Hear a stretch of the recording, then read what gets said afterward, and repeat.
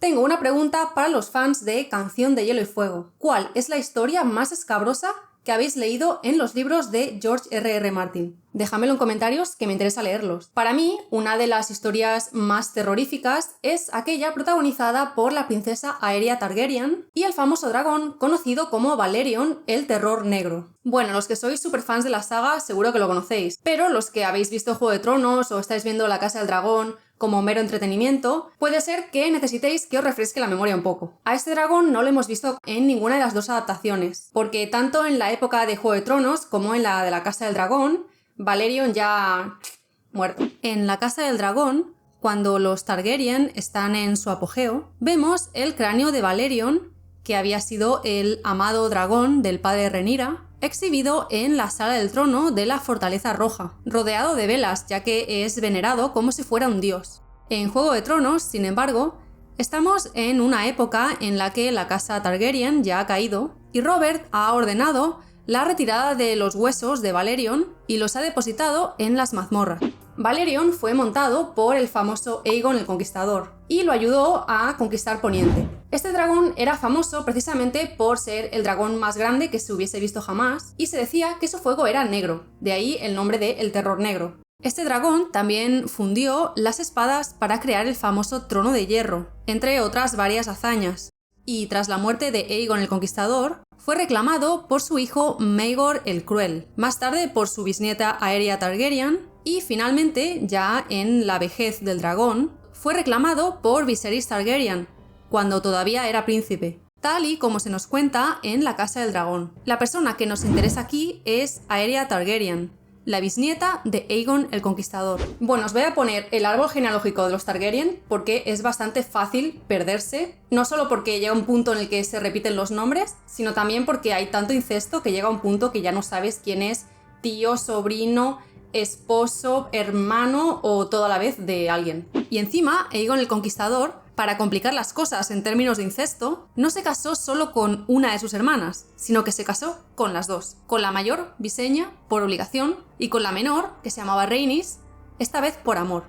La corona pasó de Aegon el Conquistador a su hijo mayor, Aenys, y cuando este murió, la corona técnicamente debía pasar a su hijo mayor, que se llamaba en honor a su abuelo, Aegon. Sin embargo, Maegor, el hermano menor de Aenys, tomó el trono por la fuerza. Aegon tenía dos hijas con su hermana Rhaena Targaryen. Eran dos gemelas y se llamaban Aeria y Rhaella. Ninguna de ellas llegó a conocer a su padre, ya que cuando Aegon intentó reclamar su trono, fue asesinado por Maegor a lomos de Valerion, dejándole el sobrenombre de Aegon el Incoronado. La madre de las niñas sabía que sus vidas estaban en peligro. Por aquel entonces tenían apenas un año de edad, pero para aquellos que creían que Aegon era el legítimo heredero al trono de hierro, Aeria era ahora su justa sucesora. Así que, por miedo a que Maegor viniese a asesinarlas, la madre de las niñas decidió teñirles el pelo para ocultar su identidad. Les cambió el nombre y las envió muy lejos, al cuidado de aliados poderosos que les buscaron buenos hogares de acogida. Su madre incluso insistió en que ni ella misma debía saber el lugar donde se las llevasen, ya que saberlo implicaría que, si algún día la torturaban, podría llegar a revelar esta información. Sin embargo, la reina Tiana de Pentos encontró a las niñas y las llevó a la Fortaleza Roja, para usarlas como herramienta para que Rhaena accediera a casarse con su tío Maegor el Cruel. La menor de las dos hermanas, Rhaella, fue enviada a Antigua para convertirse en septa, mientras que Aeria fue nombrada heredera de Maegor y mantenida en la corte. Años más tarde, tras la muerte de Maegor, se discutió quién debía sentarse en el trono. Técnicamente, la heredera debía ser Aeria, que por aquel entonces tenía 6 años. Sin embargo, Aeria era al parecer una niña tímida, proclive a las lágrimas y a mojar la cama, y su madre reconoció que no estaba preparada para ser reina. Su hermana Rhaella, por el contrario, era audaz y valiente, pero su madre no la tuvo en cuenta, y tanto ella como la mayoría de miembros del consejo votaron porque Jaehaerys tomase el trono. Jaehaerys era aún menor de edad, pero lo consideraron un candidato más apto. Y bueno, se cuenta que seguramente el sexo de las gemelas jugó en su contra en esta decisión del consejo. Jaehaerys fue coronado en Antigua y en esta celebración asistieron Aeria, Rhaella y su madre. Y 9 días después, Aeria acompañó al nuevo rey en su camino de regreso a Desembarco del Rey. Sin embargo, después de la visita a Antigua, la personalidad de Aeria cambió radicalmente, convirtiéndose en una niña mucho más audaz y obstinada, mientras que Raela, que se quedó en Antigua, pasó a ser mucho más tímida y asustadiza. Esto hizo pensar a muchos que alguien había aprovechado el momento para cambiar a las hermanas, pero a mí me gusta pensar que fueron ellas mismas las que decidieron intercambiarse las vidas, ya que la que se llamaba Aeria estaba destinada a ser la heredera al trono, pero su personalidad no encajaba mucho con esto, mientras que su hermana Raela sí que parecía tener una personalidad más afín. Años más tarde, tras la boda de Jaehaerys con su hermana Alysanne, Rhaena, la madre de las niñas, le pidió a Jaehaerys que le concediera Rocadragón como su propio castillo, y también a su hija Aeria, a quien no veía desde la coronación de Jaehaerys en Antigua. Jaehaerys aceptó y Rhaena se convirtió así en la reina de Rocadragón. Cuando la princesa fue enviada a vivir con su madre, sin embargo, ambas apenas tenían un vínculo la una con la otra. Aeria era entonces una niña valiente y confiada, a la que le encantaban las emociones de la Fortaleza Roja y las atenciones que recibía como heredera al trono de hierro, y se dice que fue incluso la capitana de una cuadrilla de jóvenes que aterrorizó al castillo. Vamos, era una gamberrilla mimada. Y todas estas comodidades y atenciones desaparecieron cuando fue enviada a vivir con su madre a Rocadragón. Allí no había ni doncellas de su edad en el castillo, y no se le permitía ser amiga de las hijas de los pescadores de la aldea. Su madre le resultaba una desconocida severa, y las mujeres que la rodeaban básicamente ignoraban a Aeria. De todas ellas, la única con la que se hizo amiga fue Elisa Farman, que le contaba sus aventuras en el mar y le prometió enseñarla a navegar algún día. En comparación con Desembarco del Rey, lo único que Rocadragón sí que tenía eran los dragones, ya que era en esa localización en la que muchos dragones tenían sus guaridas, y por lo tanto nacían muchos dragones en Rocadragón. La madre de Aeria le animó a reclamar un dragón, ya que así podría volar y sentirse más libre. Así que Aeria, a falta de tener su adorado caballo en la Fortaleza Roja y los perros de caza y sus amigos, empezó a contar los días hasta el momento en el que pudiera montar un dragón y volar muy lejos. En el año 53 después de la conquista de Aegon, Aeria fue finalmente reemplazada como heredera al rey cuando la reina Alysanne dio a luz a la princesa Daenerys. No, esa Daenerys no. Otra Daenerys, si es que con estos nombres no hay quien se entere. Aeria no estaba nada contenta de haber sido sustituida como heredera al trono por esta tal Daenerys, y para entonces la chica era una adolescente desafiante que no asistía a las oraciones, lecciones y comidas, y se dirigía a los miembros de la corte de su madre como Ser Estúpido, Lord Caracerdo y Lady Pedorra.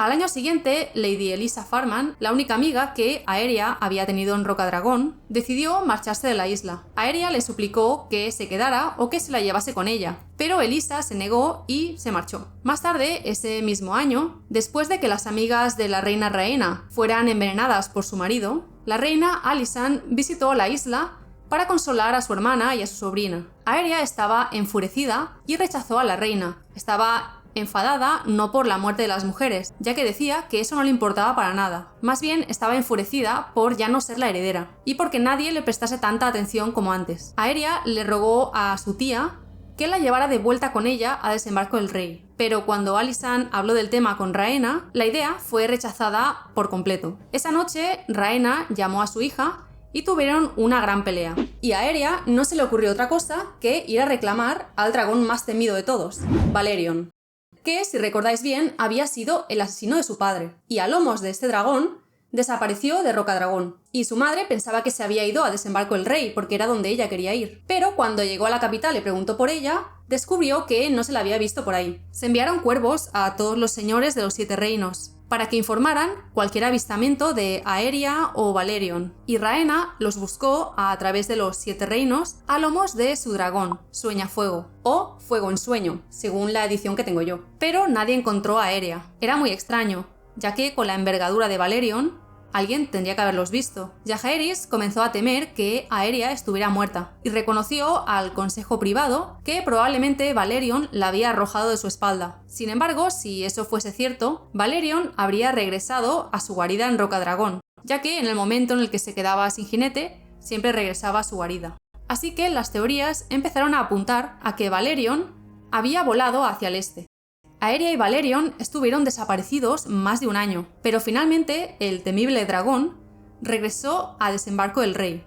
Apenas había tocado tierra cuando la princesa Aeria cayó de su lomo. Incluso a los que eran más cercanos a la princesa les costó reconocerla en su estado. Se encontraba prácticamente desnuda, vestida con jirones y harapos que le colgaban de piernas y brazos. Tenía el cabello alborotado y apelmazado, y estaba extremadamente delgada. En el suelo, gritó a los caballeros, escuderos y sirvientes que la habían visto descender: «Por favor, yo nunca». Y entonces, mientras todos corrían hacia ella, se desplomó. Sir Lucamore Strong, que se encontraba en su puesto, apartó a los mirones y alzó a la princesa en brazos para llevarla ante el gran maestre Bennifer. Más adelante diría que la piel de la chica ardía tanto con la fiebre que tenía que sintió el calor incluso a través de las escamas de su armadura. También tenía los ojos inyectados en sangre, afirmó el caballero, y había algo dentro de ella, algo que se movía y la hacía temblar y retorcerse en mis brazos. La princesa terminó muriendo, y los hombres que estaban a su cargo, el septón Bath y el gran maestre Bennifer, juraron no contarle a nadie lo que vieron y experimentaron dentro de la habitación de la princesa, mientras ella moría lentamente. Pero llegó un día en el que Barth decidió escribir la historia porque, según dice, las pesadillas ya lo estaban atormentando demasiado. Hemos dicho a todo el mundo que la princesa Aeria murió de fiebres, y es cierto en sentido estricto, pero se trataba de una fiebre que jamás había visto, y que espero no volver a ver nunca. La princesa estaba ardiendo, tenía la piel roja e inflamada, y cuando le ponía la mano en la frente para ver cuán caliente estaba, era como meterla en una olla de aceite hirviente. Apenas le quedaba un adarme de carne sobre los huesos, tan demacrada y consumida se encontraba. Pero, además, pudimos observar ciertos abultamientos en su interior, como si la piel se inflase y luego volviera a hundirse. No como si, ya que tal era la verdad. Había cosas en su interior, cosas vivas, que se movían y se retorcían, tal vez en busca de una salida y que le causaban tan grandes dolores que ni la leche de amapola la aliviaba. Dijimos al rey, como desde luego dijimos a su madre, que Aeria no habló en ningún momento, aunque es mentira. Rezó por olvidar pronto ciertas cosas que susurró a través de sus ajados y sanguinolentos labios. No logró olvidar cómo suplicaba la misericordiosa muerte. Todas las artes del maestre se vieron impotentes contra la fiebre, si es que, en efecto, podemos dar a tal horror un nombre tan común. El modo más sencillo de explicarlo es que la pobre niña se cocía por dentro. La carne se oscurecía más y más, y luego comenzaba a resquebrajarse, hasta que la piel ya no se asemejaba más que a, que los 7 reinos me perdonen, cortezas de cerdo. Finos hilillos de humo le surgían de la boca, la nariz y más obscenamente, los labios menores. Para entonces ya había dejado de hablar, si bien los seres de su interior continuaban moviéndose. Los mismísimos ojos se le cocieron en el cráneo y acabaron por abrirse como 2 huevos abandonados durante demasiado tiempo en agua hirviendo. Me pareció la cosa más horrible que jamás hubiera visto, pero pronto me desengañé, ya que un horror aún peor me aguardaba. Llegó cuando Bennifer y yo introdujimos a la pequeña en una bañera y la cubrimos con hielo. La impresión provocada por la inmersión le detuvo el corazón inmediatamente. Me digo, de ser así, fue una clemencia, ya que entonces salieron los seres de su interior. Los seres, la madre nos asista, no sé cómo referirme a ellos. Eran gusanos con rostro, sierpes con manos que se contorsionaban, viscosos y atroces seres que parecían retorcerse, palpitar y ensortijarse al erupcionar de sus carnes. Algunos no eran mayores que mi meñique, pero uno, al menos, era tan largo como mi brazo. Oh, válgame el guerrero, qué horribles ruidos emitían. Pero murieron. Debo recordarlo, aferrarme a eso. Fueran lo que fueran, eran criaturas de calor y fuego. Uno tras otro se aplastaron y contorsionaron, y perecieron ante mis ojos, gracias a los 7. No pretenderé darles un nombre, eran horrores. Y todo queda como un gran misterio. Muchos creían que la princesa había volado a Oriente y no a Occidente, y que debió de esconderse en alguna parte de Essos, quizás pensando que las ciudades libres estaban muy lejos del alcance de su madre. Aún así, los agentes e informadores no dieron pista alguna de ella al otro lado del mar angosto. Pero, según termina contando el propio Barth, quizás la pregunta desde un inicio estaba mal planteada. Se estaban preguntando dónde Aeria llevó a Valerion, pero se tenía que haber preguntado dónde fue que el dragón la llevó a ella y no al revés. Una cosa es encaramarse a lomos de un dragón y otra muy distinta, que se pliegue a la voluntad del jinete, sobre todo tratándose de una criatura tan vieja y fiera como el terror negro. Barth especuló que Valerion había llevado a Aeria a Valiria, la antigua capital del imperio que ahora estaba en ruinas. Esta ciudad fue destruida junto al feudo franco de Valiria, un gran imperio que abarcó gran parte del continente de Essos. La causa de la destrucción fue un cataclismo conocido como la Maldición de Valiria. Se desconoce qué ocurrió y por qué, pero el antiguo y poderoso feudo, hogar de dragones y hechiceros, fue destruido en cuestión de horas. Cada colina, en 500 millas a la redonda, explotó y llenó el aire de ceniza, y un fuego tan caliente que incluso los dragones que estaban volando ardieron. La tierra se abrió, engullendo palacios, templos y ciudades enteras. Los lagos hervían o se convertían en ácido, y las montañas expulsaron lava a 1000 metros en el aire. Al norte, el terreno se fragmentó, desintegró y desplomó sobre sí mismo, siendo engullido por un mar embravecido. Según se cuenta, los valirios eran algo más que simples señores dragón. Al parecer, practicaban la magia de la sangre y otras artes oscuras. Escarbaban en la tierra en busca de arcanos y creaban monstruosas quimeras. Así que, según las supersticiones, los dioses los habían castigado con esa maldición. Ahora se creía que tras esa increíble destrucción, la ciudad de Valiria estaba únicamente habitada por extrañas criaturas malditas, tales como en las que se encontraron el cuerpo de Aeria. Pero no solo la princesa llegó herida, sino que Valerion tenía llagas a medio curar y una gran herida en el costado. Por miedo a más maldiciones provenientes de Valiria, Jaehaerys prohibió que toda nave sospechosa de haber visitado las Islas Valirias pudiese atracar en ningún puerto de los 7 reinos, y sus súbditos tenían prohibido también viajar a Valiria so pena de muerte. Antes de que Rhaena Targaryen pudiera llegar a tiempo, ya habían incinerado a su hija, pero por suerte llegó antes de que enterrasen su urna en Rocadragón, junto a la de su padre. Y digo por suerte porque Rhaena pudo oponerse a esto, diciendo que la princesa odiaba a Rocadragón y lo que ella deseaba era volar. Así que tomó sus cenizas y, a lomos de fuego en sueño, las esparció por el cielo. No mucho después, Valerion se convirtió en el primer dragón de los Targaryen que sería alojado en Pozo Dragón, y se creó una nueva guardia llamada los Guardianes de los Dragones, que se encargaría de vigilar a los dragones día y noche para que no se volviera a repetir algo como lo que le había ocurrido a la princesa Aeria. Y bueno, ahora me gustaría saber vuestra opinión. ¿Dónde creéis que Valerion llevó a Aeria? Y lo más importante, si vosotros hubieseis sido Viserys, el padre de Rhaenyra, ¿os hubierais atrevido a reclamar este dragón sabiendo lo que le hizo a la princesa Aeria? No olvidéis darle a me gusta a este vídeo si habéis llegado hasta el final, ya que de esta manera ayudáis a que el algoritmo haga que mi canal pueda crecer. Os invito a pasaros por mi página de Patreon, donde suelo compartir las ideas para próximos vídeos, a seguirme en redes sociales y a descargaros mi guía gratuita de fantasía y ciencia ficción. Nos vemos en el próximo vídeo. ¡Chao!